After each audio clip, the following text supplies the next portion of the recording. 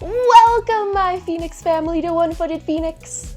As an amputee, I've experienced a lot of situations where it's been necessary to be my own advocate.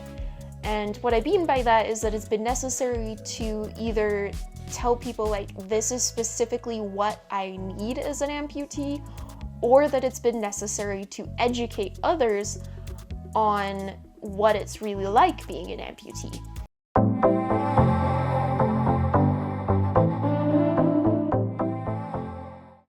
And that could be educating someone at work, that could be educating someone at school, that could be educating someone in the community. It could be even educating your doctor, which I hope doesn't happen too often, but occasionally, yes, it does happen, where you do have to advocate for yourself even with a doctor.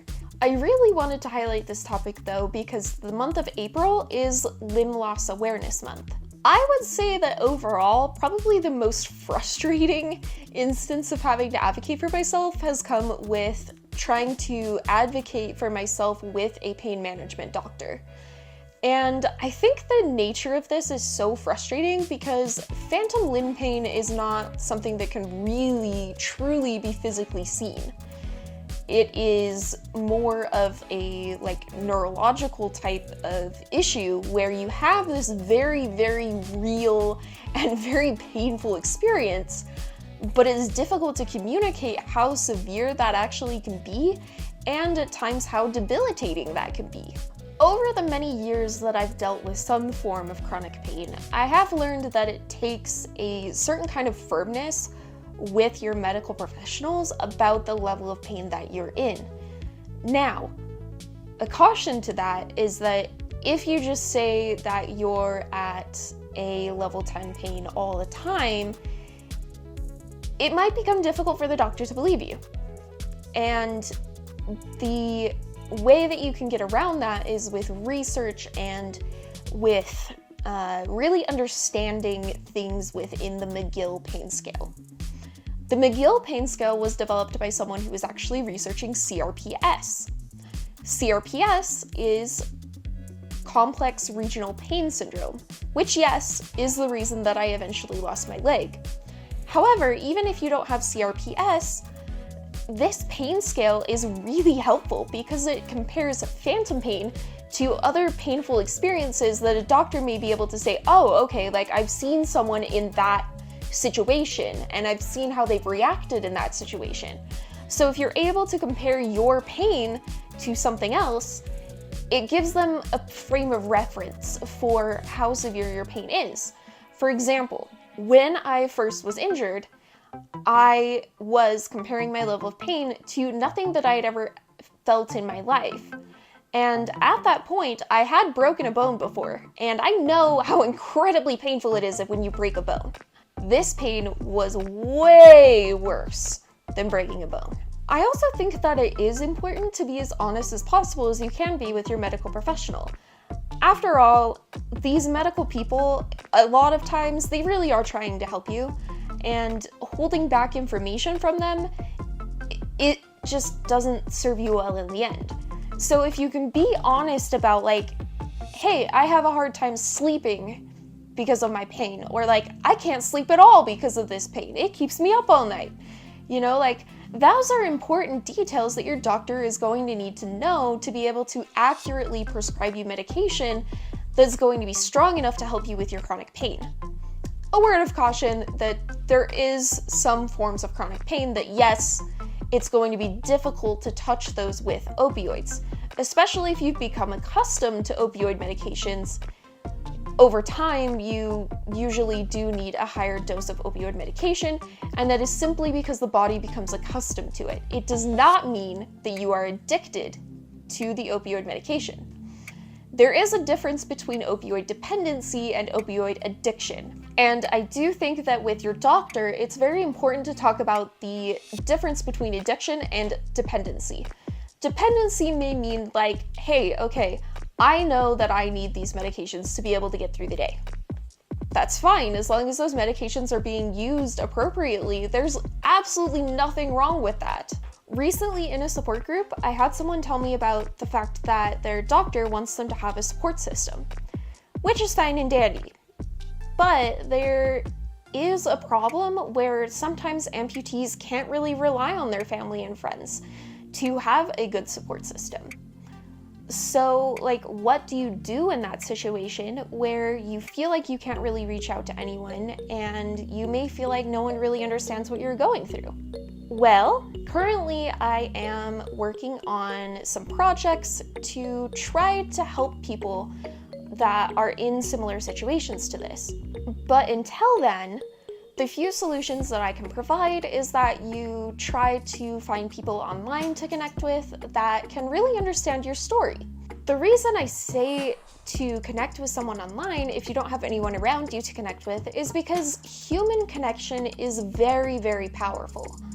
And I've found that even in my own life, that the human connection between me putting out videos and you guys leaving comments, that is what makes YouTube worth it to me, because I have connection with people who've been through similar things.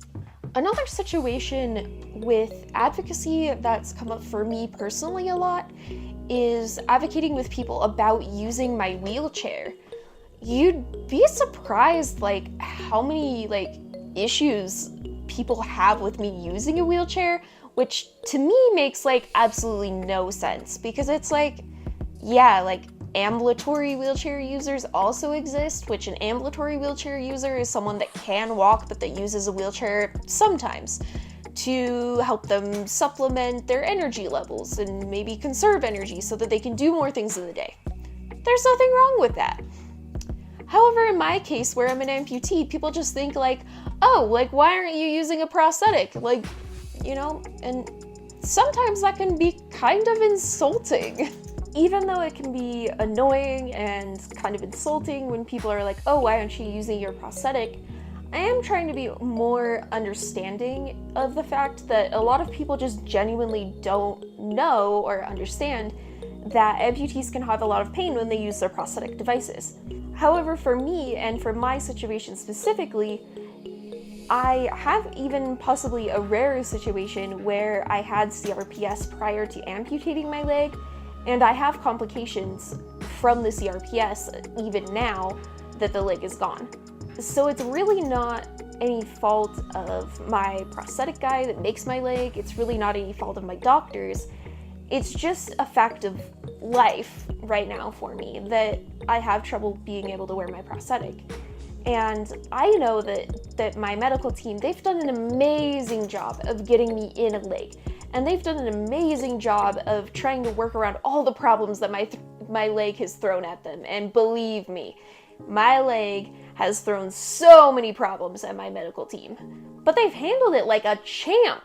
What it really comes down to when using a wheelchair is the fact that only you are going to know all of the reasons why using a wheelchair is beneficial for you.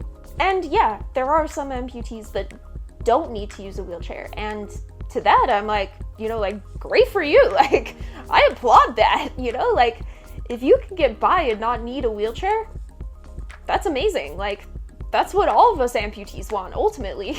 But if you're someone like me that needs to use a wheelchair, know that it's not a shameful thing. I know there's a lot of stigma out there about using a wheelchair, and it even affected me for a while. As the person who lives with a condition, you're absolutely the expert on that condition because you're living with it every single day. And one thing I do want to put in here is that self-advocacy means that you absolutely have the power to tell your story to whoever you want to. It's your story, and sharing it may be very healing for you. I did have an experience recently where I shared my experience with an HOA that we were fighting with about putting a wheelchair ramp in at the front of the house.